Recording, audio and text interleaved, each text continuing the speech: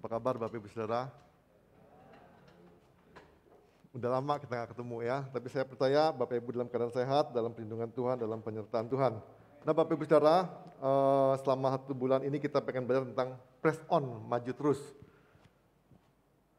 Jadi saya percaya begini, semua orang itu punya masa lalu. Baik atau buruk masa lalunya, semua orang pasti punya.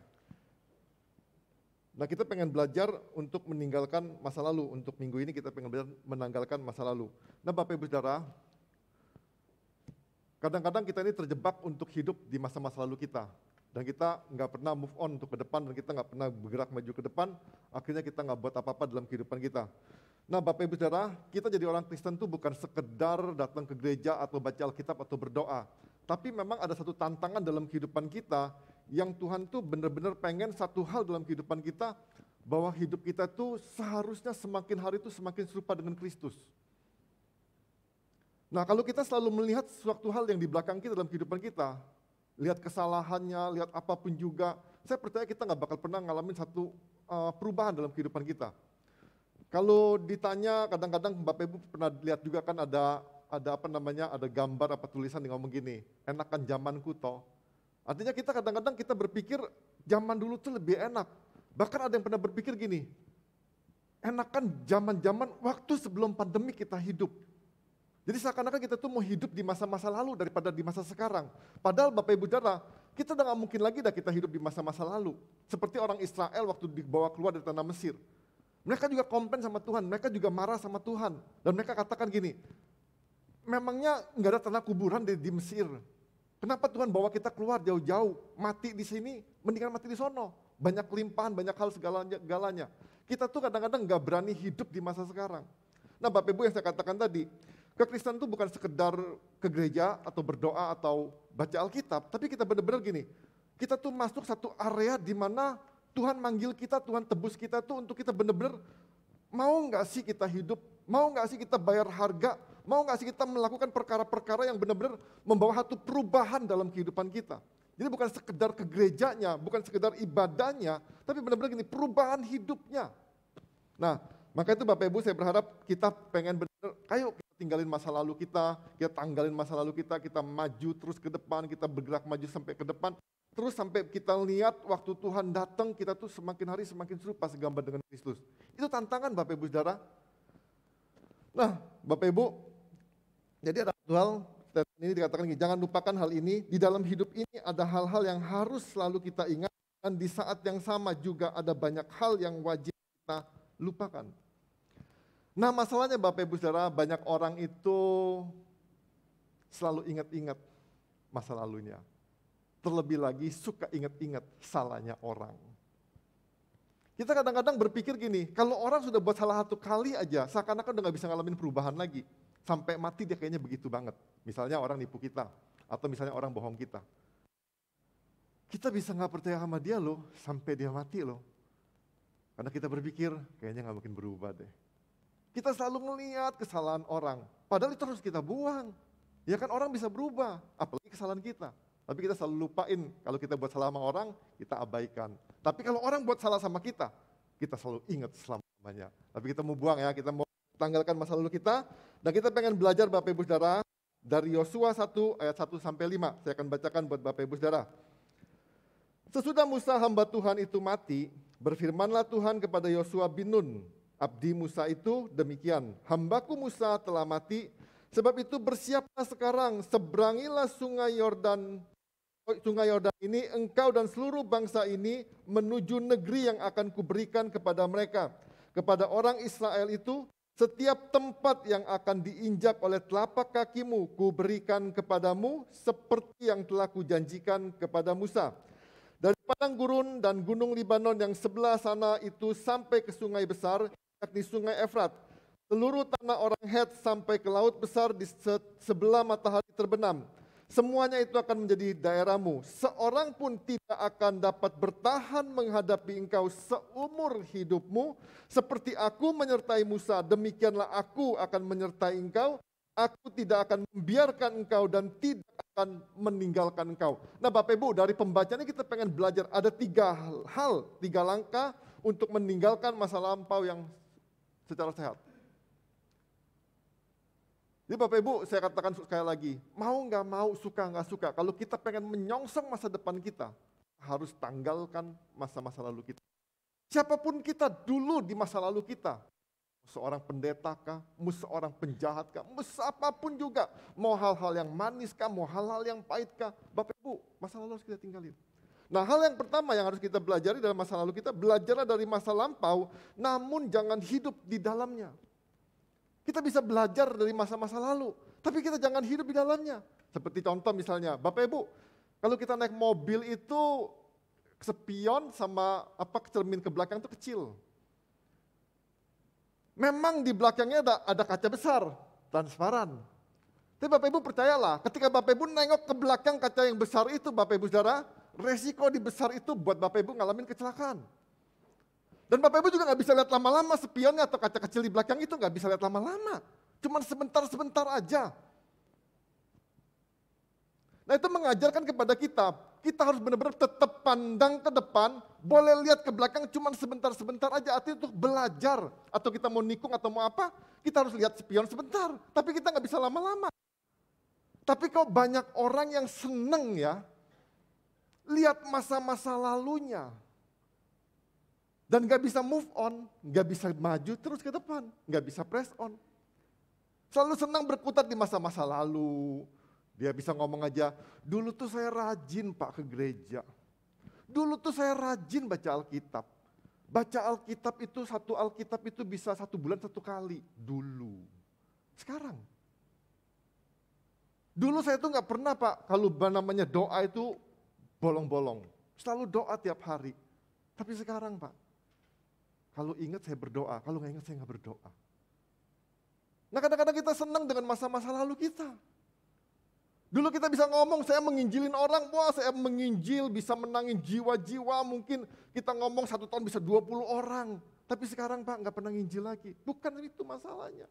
Yang Tuhan mau lihat sekarang. Maka dikatakan dalam Yosua 1 ayat 2 dikatakan gini, hambaku Musa telah mati. Nah dikatakan gini, sebab itu bersiaplah sekarang.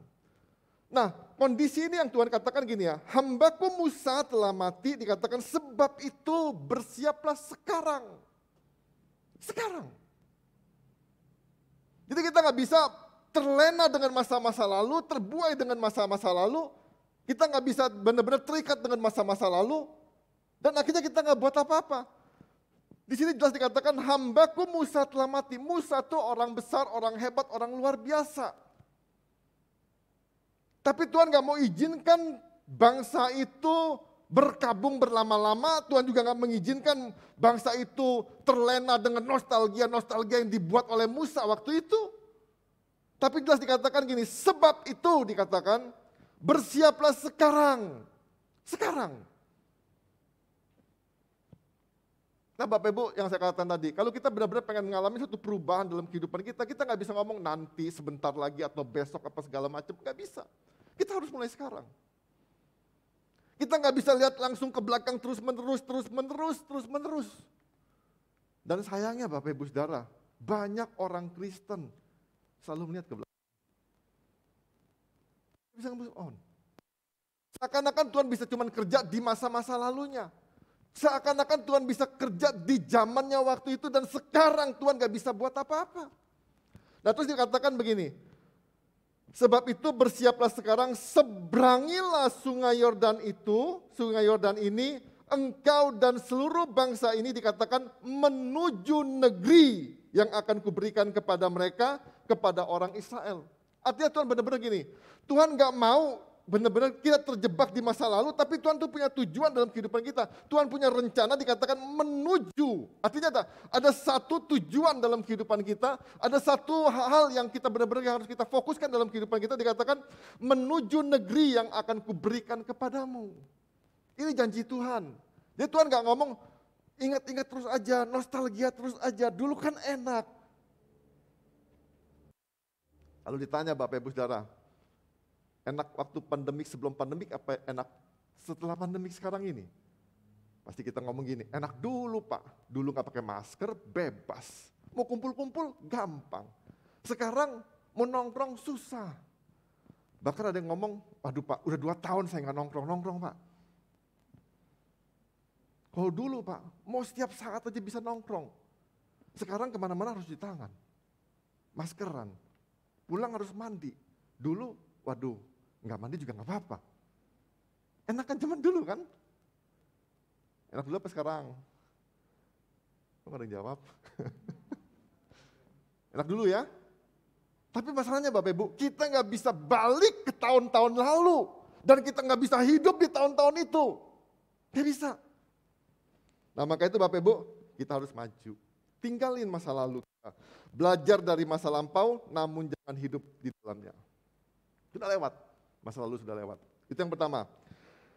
Jadi Bapak Ibu, kita harus benar-benar belajar dari masa lalu kita. Dan saya percaya kalau kita mau belajar di masa lalu kita nggak mungkin jatuh di hal yang sama masa depan. Ya, ingat, Tuhan mau kita berubah. Tuhan tebus kita bukan untuk memberkatin kita. Tuhan tebus kita supaya kita serupa dengan Kristus. Itu yang harus kita kejar. Kalau berkat itu pasti datang, upah itu pasti ada. Itu yang kita kejar, keserupaan dengan Kristus. Yang kedua, langkah untuk meninggalkan masa lampau secara sehat, yang kedua adalah tataplah masa depan dengan berpegang pada janji Tuhan. Jadi kita benar-benar tadi kita udah ini tanggalin, terus kita lihat masa depan dengan berpegang pada janji Tuhan. Nah ayat 1, Yosua 1 ayat 3 dan 4 dikatakan begini. Setiap tempat yang akan diinjak oleh telapak kakimu, ku berikan kepada kamu, seperti yang telah kujanjikan kepada Musa. Ayat 4 dikatakan gini, dari padang gurun dan gunung Libanon yang sebelah sana ini sampai ke sungai besar, yakni sungai Efrat, seluruh tanah orang Het sampai ke laut besar, di sebelah matahari terbenam, semuanya itu akan menjadi daerahmu.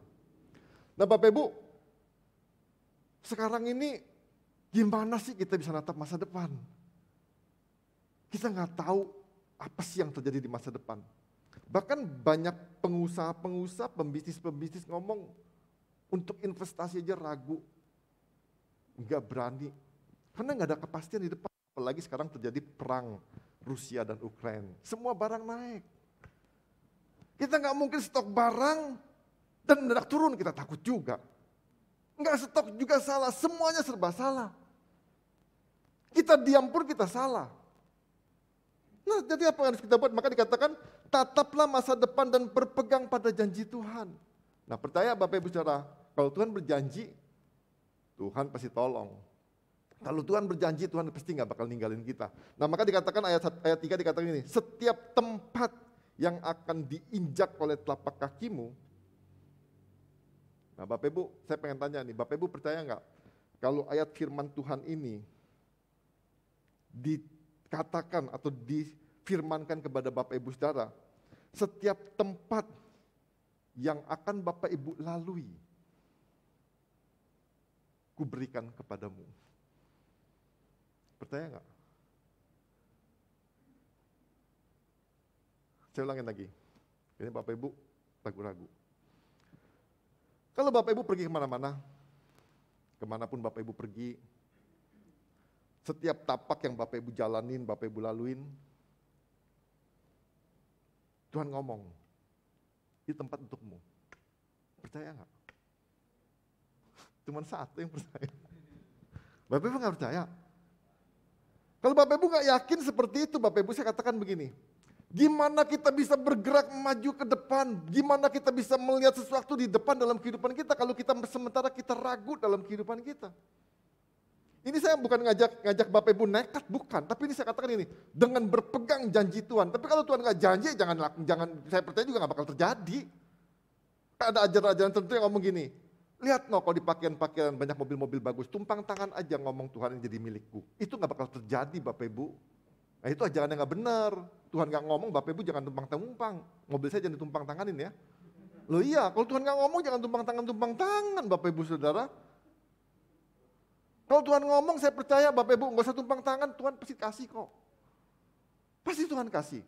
Nah masalah dikatakan ini, setiap tempat yang akan diinjak oleh telapak kakimu, dikatakan ku berikan kepadamu. Dikatakan seperti yang telah kujanjikan kepada Musa. Bapak Ibu perhatiin, Janji ini dikatakan kepada Musa, tapi janji ini juga berlaku buat Yosua. Dan saya percaya janji yang sama juga itu akan berlaku bagi generasi-generasi berikutnya. Termasuk Bapak, Ibu, dan Saudara, dan saya. Nah, tapi kadang-kadang kita ragu dengan firman Tuhan ini, kita berpikir, nggak mungkin Tuhan di situasi-situasi yang saya katakan pandemik ini, di situasi yang tidak pasti ini, kita terus tetap masa depan, kita terus pegang janji Tuhan, janji yang mana yang kita pegang? Banyak ketidakpastian terjadi dalam kehidupan kita, yang akhirnya membuat kita nggak buat apa-apa dan kita nggak ngelakuin apa-apa. Bapak Ibu, kalau Bapak Ibu perhatiin, sekarang ini perubahan itu cepat banget. Perubahan itu cepat banget. Hari ini kita ikutin perubahan itu, besok kita harus rubah lagi perubahan kita untuk ikutin perubahan lagi. Jadi kalau kita nggak pernah bergerak dalam kehidupan kita dan kita stay di masa-masa lalu, sementara dunia ini terus berjalan maju ke depan, terus kita nggak pernah bergerak, waktu kita mau bergerak kita nggak pernah menyusul, kita nggak pernah ngelakuin hal-hal dalam kehidupan kita. Coba Bapak Ibu perhatiin, perkembangan teknologi amat sangat cepat. Perubahan-perubahan yang terjadi di tengah-tengah dunia ini juga amat sangat cepat. Pengaruh perang Rusia dan Ukraina aja, itu dampaknya itu terjadi juga di Indonesia. Bapak Ibu perhatiin aja, perubahan harga semuanya juga cepat. Minyak aja susah sekarang Bapak Ibu Saudara. Loh benar loh. Minyak susah. Jadi belajarlah hidup dengan rebus-rebusan. Loh jangan nungguin minyak Bapak Ibu, kalau nggak ada goreng-gorengan ya rebus-rebusan aja, penting hidup kan. Jangan sampai nanti beras juga susah. Loh kita nggak tahu loh ke depan.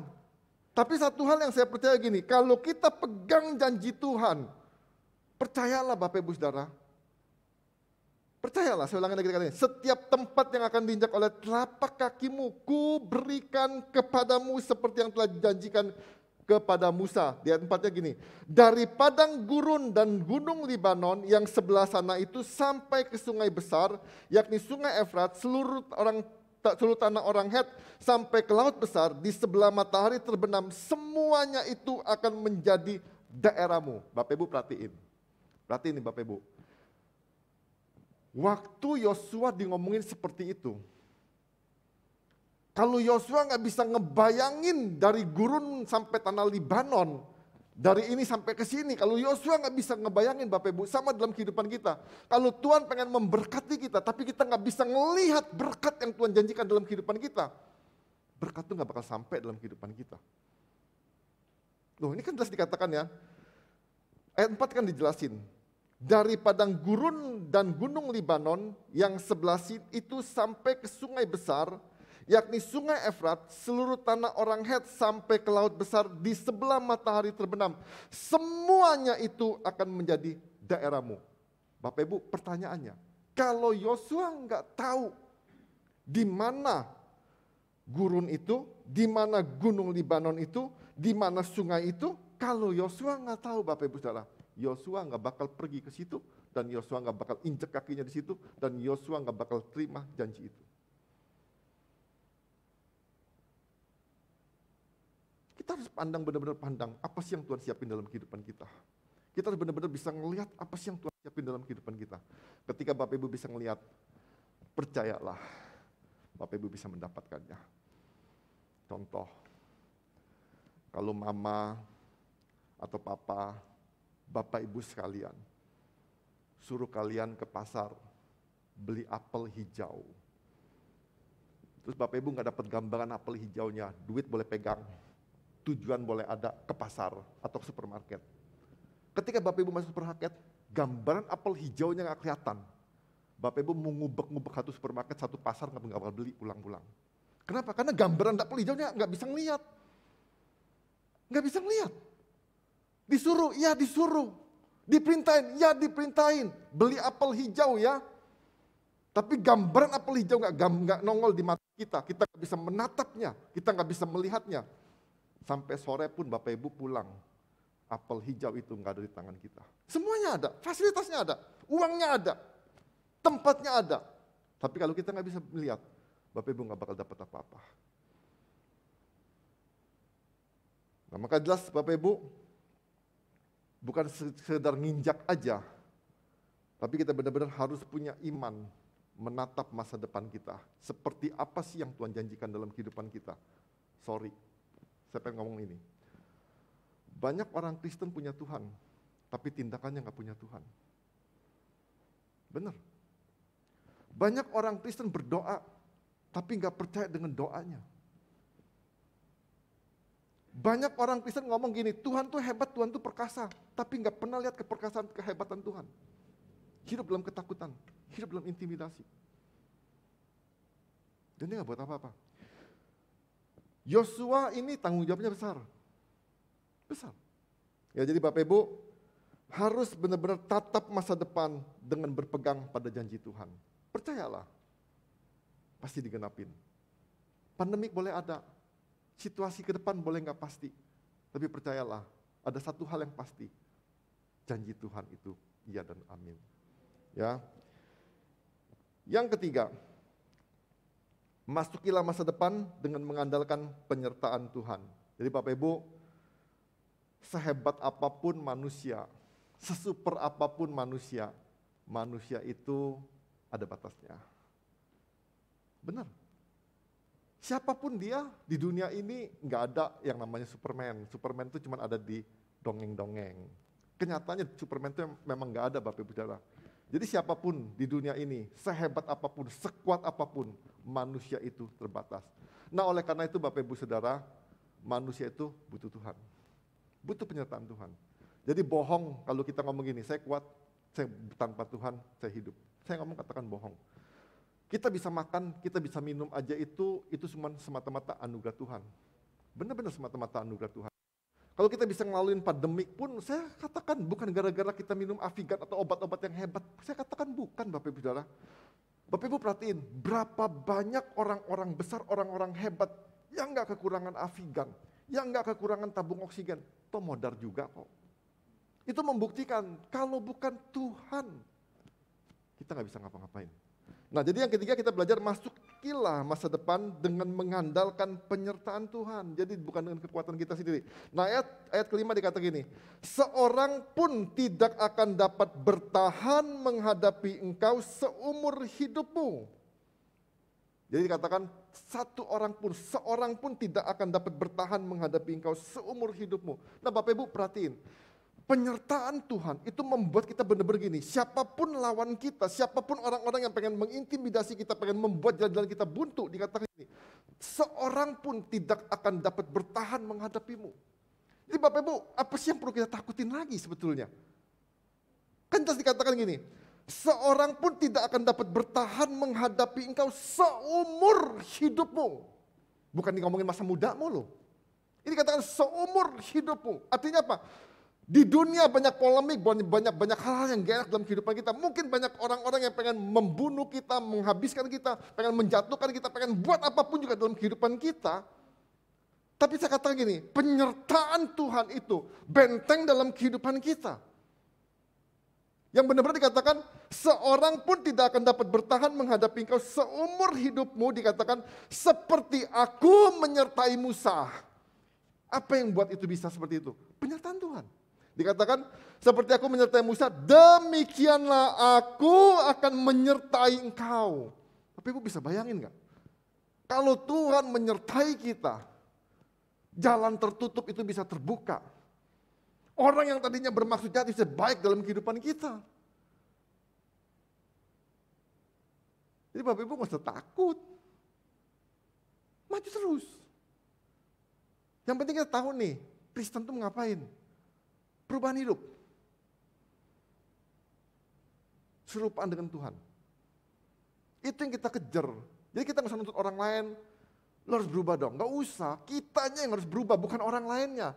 Orang lain yang misalnya rada-rada blenyon di sekitar kita, itu alat Tuhan. Untuk kita berubah. Ya syukurin juga ketemu orang-orang yang blenyon-blenyon. Syukurin. Nah, maka jelas dikatakan gini, aku tidak akan membiarkan engkau dan tidak akan meninggalkan engkau. Tidak akan membiarkan. Artinya Bapak Ibu Saudara, kalau misalnya saya katakan tadi, Di jalan kita terjatuh, Tuhan tuh gak ngomong syukur lu, enggak. Dia gak akan membiarkan.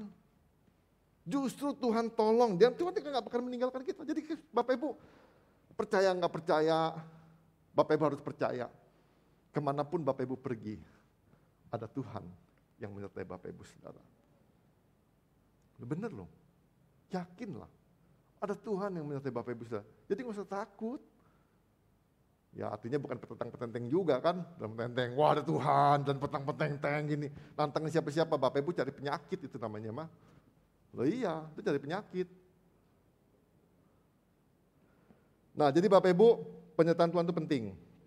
Ada satu kisah, jadi ada seorang pekerja bangunan, dia pas di lantai 30, dia tuh jatuh.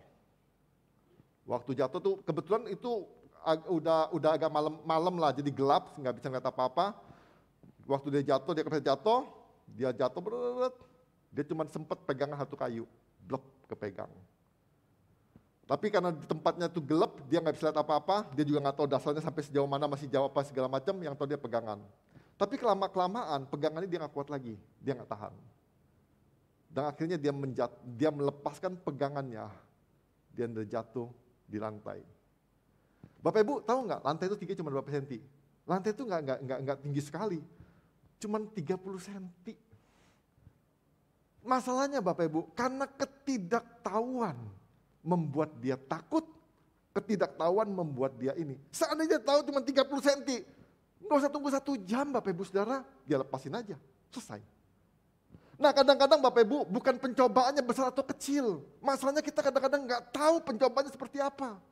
Seandainya kita tahu itu pencobaan itu berat atau pencobaan itu gampang Bapak Ibu Saudara, kita gampang untuk melaluinya. Contoh misalnya begini, kalau Bapak Ibu mengalami satu problem dalam kehidupan Bapak Ibu Saudara, atau konflik lah suami istri. Terus Bapak Ibu tahu nih, akhir cerita dari konflik ini berdamai. Bapak Ibu jalannya pasti tenang aja, nanti juga berdamai, udah tahu. Tapi kalau Bapak Ibu gambarin gini, wah konflik nih nggak pernah selesai, konfliknya panjang, wah bisa cerai nih, wah bisa berantem nih, bisa ribut nih segala macam. Wah kita pasti takut, kita khawatir. Nah makanya itu Bapak Ibu, kalau saya percaya gini, kalau Tuhan menyertai kita, Tuhan itu ada di masa depan kita, Tuhan tahu apa yang terjadi dalam kehidupan kita. Tuhan tahu apa yang akan terjadi di dalam kehidupan kita, Tuhan itu tahu. Nah, kalau kita benar-benar bergantung sama Tuhan, kalau kita benar-benar berharap kepada Tuhan, kalau kita benar-benar menyadari penyertaan Tuhan dalam kehidupan kita, saya percaya Bapak Ibu Saudara, kita nggak perlu takut apapun tantangannya dalam kehidupan kita. Kadang-kadang gambaran kita itulah yang lebih mengerikan daripada janji Tuhan. Kita ngebayangin, wah kacau nih dunia, wah kacau nih bisa kelaparan semua, wah kacau nih besok gak bisa makan. Itu yang mengintimidasi kehidupan kita. Sampai kita udah gak bisa lihat lagi, wah Tuhan yang hebat tadi. Kita penuh ketakutan, kita penuh kekhawatiran. Kadang-kadang kita juga khawatir loh datang ibadah. Wah jangan ibadah deh, mendingan online saja. Ngeri Pak, Omikron lagi ganas. Tapi Bapak Ibu gak pernah berpikir ganas ketika di mall. Bapak Ibu gak pernah berpikir ganas ketika di kafe-kafe. Bapak Ibu bisa hehehe di kafe-kafe tanpa masker. Kita gak takut. Kenapa kita takut di gereja? Kan lucu kan? Ke gereja kita takut, kita ngomong Omikron. Tapi kalau kita ke pasar, nempel sono, nempel sini, bercanda sono, bercanda sini, kita gak ngomong, hati-hati lo Omikron lo, pulang cepet-cepet. Enggak lo Pak. Bu, cuek aja kita. Apalagi kalau udah keasikan di coffee shop. Bisa nongkrong berlama-lama. Kita nggak pernah ngomong gini, Omikron, pulang. Enggak, kalau di gereja kita mikir nih, gereja nggak ya? Nanti kalau ada yang sakit gimana? Nanti kalau ada yang datang sakit gimana? Waduh ketularan nih. Takut kita. Nah saya percaya Bapak Ibu yang datang sini bukan orang-orang yang takut. Buktinya Bapak Ibu datang kan? Nah saya juga percaya orang yang nggak datang juga bukan karena takut, ya kan mereka punya banyak alasan untuk nggak hadir. Saya percaya juga bukan karena takut Omikron. Ya, nah Bapak Ibu Saudara, oleh karena itu percayalah 3 hal ini yang harus kita benar-benar jalani dalam kehidupan kita untuk kita meninggalkan masa lalu, supaya kita benar-benar dapat menyongsong masa depan dalam kehidupan kita. Yang pertama tadi, belajar dari masa lampau, namun jangan hidup di dalamnya. Yang kedua, tataplah masa depan. dengan berpegang pada janji Tuhan. Yang ketiga, masukilah masa depan dengan mengandalkan penyertaan Tuhan. Bapak Ibu, di dalam Yosua 1 ayat 1 tadi dikatakan, aku tidak akan membiarkan engkau dan tidak akan, Yosua 1 ayat 1 dikatakan,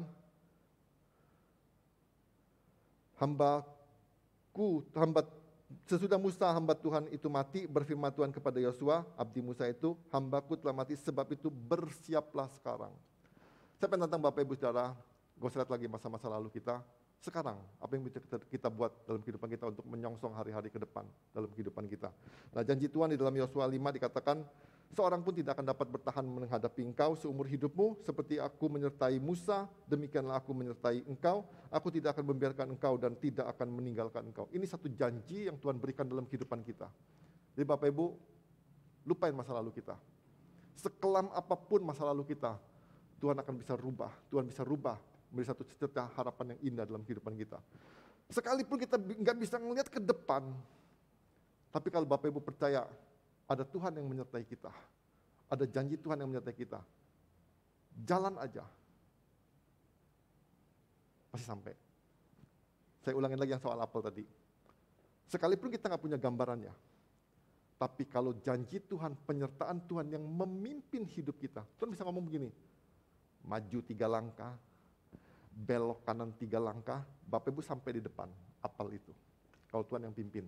Jadi Bapak Ibu percayalah, kalau Tuhan yang pimpin, sekalipun hal itu mustahil, tapi saya percaya itu bisa terjadi dalam kehidupan kita. Masalahnya Bapak Ibu, mau nggak percaya penyertaan Tuhan? Jadi saya ingetin lagi, lupain yang sudah lalu, tanggalkan yang sudah lalu, ayo sama-sama kita maju ke depan, kita nyongsong hari depan yang penuh pengharapan. Di tengah-tengah pandemi ini saya percaya, ada berkat-berkat Tuhan yang tersembunyi yang Tuhan sudah siapin dalam kehidupan kita. Ada berkat-berkat yang Tuhan sudah siapkan dalam kehidupan kita. Apapun itu saya percaya Tuhan pasti memberkati kita. Tuhan pasti menolong kita, Tuhan pasti membela kita, Tuhan pasti memberi sesuatu yang baik dalam kehidupan kita. Karena Tuhan ada, kehadiran Tuhan selalu membawa satu kebaikan demi kebaikan. Jadi kesimpulannya, jangan takut apapun yang akan kita hadapi, maju terus. Tinggalkan masa lampau, seberangilah masa kini dan masukilah masa depan bersama Tuhan. Penyertaan Tuhan cukup dan mampu membawa kita melintasi segala kesukaran dalam menyongsong masa depan. Mari kita berdoa.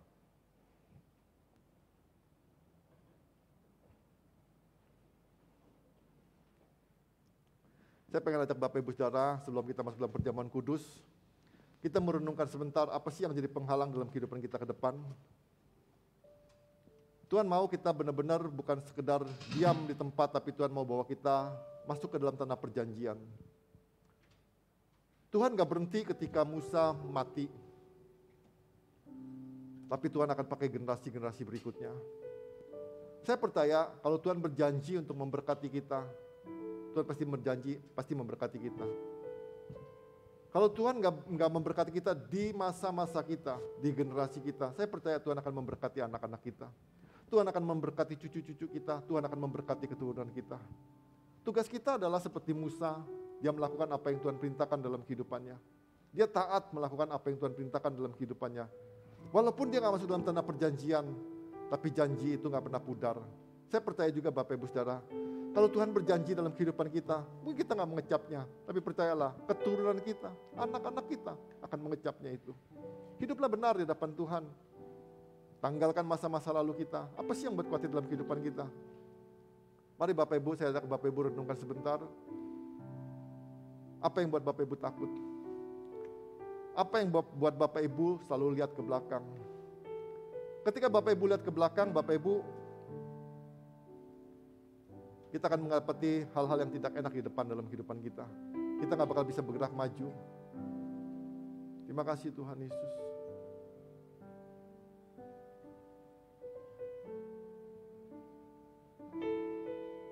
Katakan sama Tuhan, Tuhan aku mau tanggalkan masa laluku.